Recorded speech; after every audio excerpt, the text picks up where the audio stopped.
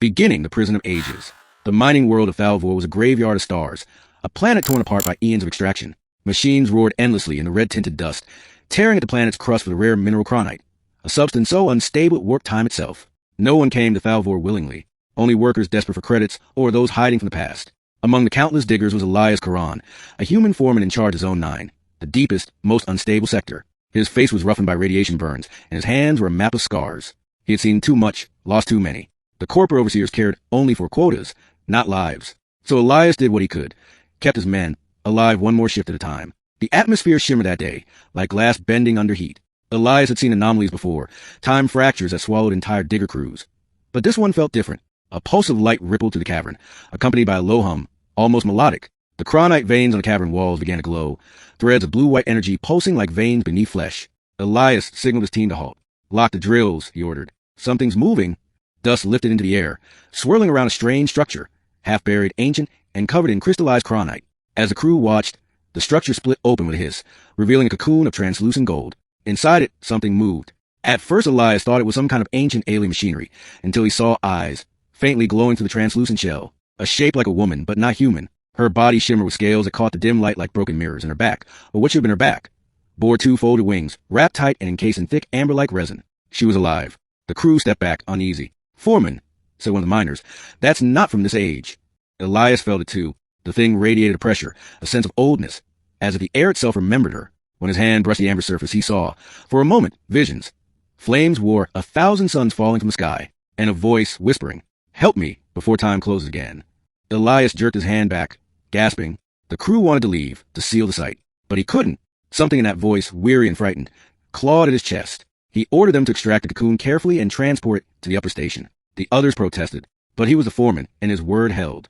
They brought her to Hangar Bay 12, an old storage dome converted into Elias's workshop. As the others dispersed, Elias stayed behind, watching the strange cocoon shimmer under the dim lights. For hours he studied it, ran scanners, and cross-referenced alien databases.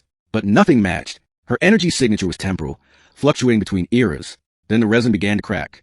Elias backed up as the cocoon split open, releasing a sound like shattered glass under pressure. Golden dust filled the air. When it cleared, she stood before him, tall, lean, her eyes like molten metal, her wings still bound by amber strands. She fell to her knees, coughing. Elias rushed forward, helping her steady herself. Her voice trembled. "Where am I?"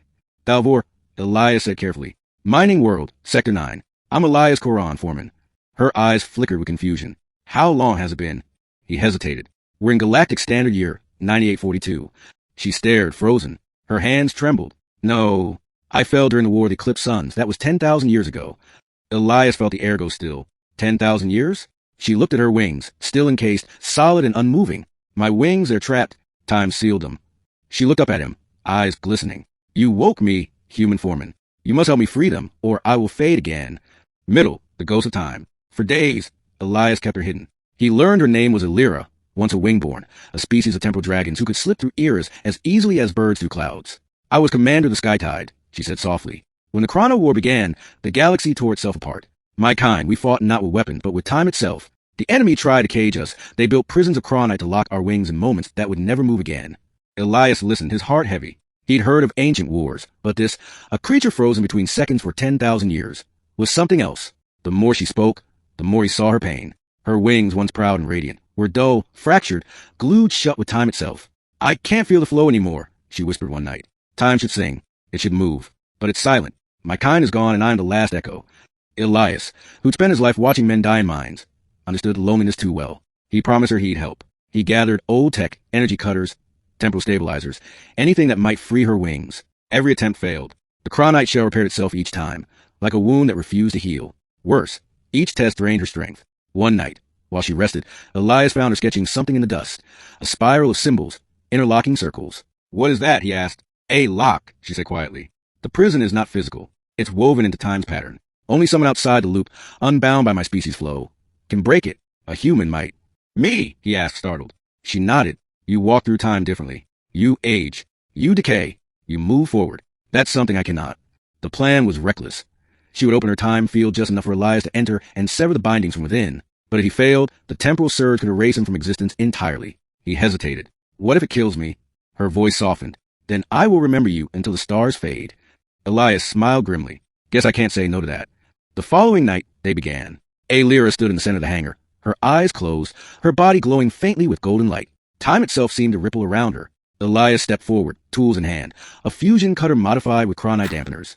As he entered her temporal field, the world slowed. Dust froze midair. His own breath sounded like thunder in silence. He saw the bindings now, shimmering threads looping around her wings, each one humming with the resonance of ages. He reached for the first thread. The moment he touched it, his vision exploded. He saw her memories, battles fought across millennia, the fall of her kind, her wings torn and sealed by cruel hands. He forced himself onward, cutting one thread at a time. Each cut made her scream, not from pain, but from release, like air rushing back into long-dead lungs. The third thread snapped, sending a shockwave through the hangar.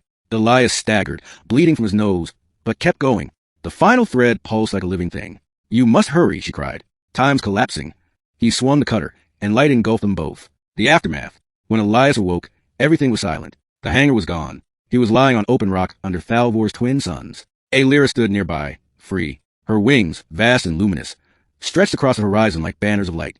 They shimmered with fractured gold and silver, and for a moment, Elias thought he could hear a sound, like the ticking of stars. She turned to him, smiling faintly. "You did it." He tried to stand, but his limbs trembled. "How long was I out?" "Not long," she said. "But for me, it was centuries." She explained that freeing her wings had pulled her partially out of this timeline. She now existed between seconds, but not fully in any era. "You saved me," she whispered. "But the bindings left scars in me and in time." She knelt beside him, placing her palm over his chest. A soft warmth spread through him. "You cannot remain here long. The cronite will collapse soon." He nodded weakly. "Then we better move." But before they could escape, alarms began blaring across the horizon.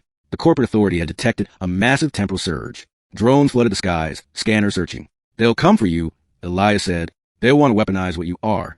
"Then I must go," she replied. "But I will not leave you here to die." She spread her wings. Reality bent. The world around them twisted. Time stretched, snapped, and reformed. Elias saw moments flashing before his eyes. His childhood, the war he fled, the lives he could have lived. When the light faded, they stood in a new place, a massive ruin, floating in the void. "This was once the hall of the Sky Tide," she said softly. "My home." The ruins were breathtaking. Carved arches, colossal pillars, all suspended in a field of shimmering time fragments. Lyra's expression darkened. "I can feel them, echoes of my kin. They're still trapped, sleeping in the folds of lost seconds." Elias looked around. "Can you free them?" She shook her head. "Not alone. The bindings feed on my energy. If I try, I'll be sealed again." He clenched his fists. "Then we find another way." Together, they searched the ruins, finding shattered stasis chambers like her own. Each one held a faint shimmer, remnants of the wingborn. Elias began mapping energy flows, calculating resonance frequencies. Lyra guided him, showing him ancient runes that translated into equations. They worked for what felt like weeks, though time flowed strangely here. Sometimes hours passed in minutes, other times a single second stretched into eternity. Slowly, they built a temporal key, a device that could synchronize with her power and unlock the bindings without consuming her life. When it was ready, Elias looked at her. "If this works, what happens to me?" She hesitated. "You may be lost in the rift between times. Humans aren't meant to stand outside of now." He smiled faintly. "Story of my life." He activated the device. The ruins shuddered as energy surged through chambers. One by one, the stasis pods cracked open, releasing torrents of light. Figures, dragons of gold, silver, and light, emerged, stretching wings that had not felt motion in millennia. Lyra watched, tears glistening. "They're free." But then she turned. Elias was fading, his form dissolving like mist. "Elias," she cried, rushing to him. "Hold on." He smiled weakly. "Guess I'm not built for eternity." "No," she whispered, holding his face. "You are, just in another time." She kissed his forehead, and the world folded around them, ending the echo that remained. When Elias opened his eyes, he was back on Thalvor. The mines were silent. The sky was no longer red. It was golden, soft. He stood alone, his tools beside him, as if nothing had happened. For a moment, he thought it had all been a dream. Then he saw it. On the horizon, faint but unmistakable, the shadow of wings stretching across the clouds. Every cronite vein on the planet had gone dark. The mining corporations abandoned Thalvor within weeks, declaring it temporally dead. But life slowly returned. Strange plants, new winds, and in the distance, echoes of laughter that didn't belong to this age. Elias stayed. He rebuilt the hangar into a small workshop, watching the skies each night. Sometimes he would hear a whisper on the wind, her voice soft as starlight. "The flow sings again because of you." Years passed. He aged as humans do. Then one night, as he closed his eyes for the last time, the air shimmered, and a shadow fell across his room. Lyra stood there, radiant, her wings vast and free. "You kept your promise," she said gently. He smiled faintly. "Didn't think I'd see you again." "You never left me," she said. "You were my anchor in time. Now, let me return the favor." She touched his chest, and for the briefest instant, his heart beat again. The The two of them rose into light, dissolving into the fabric of the stars. And across the galaxy, the legend began, of a human foreman who freed the last wingborn from time's chains, and of a dragon whose wings, once trapped and glued shut with time, finally learned to soar again,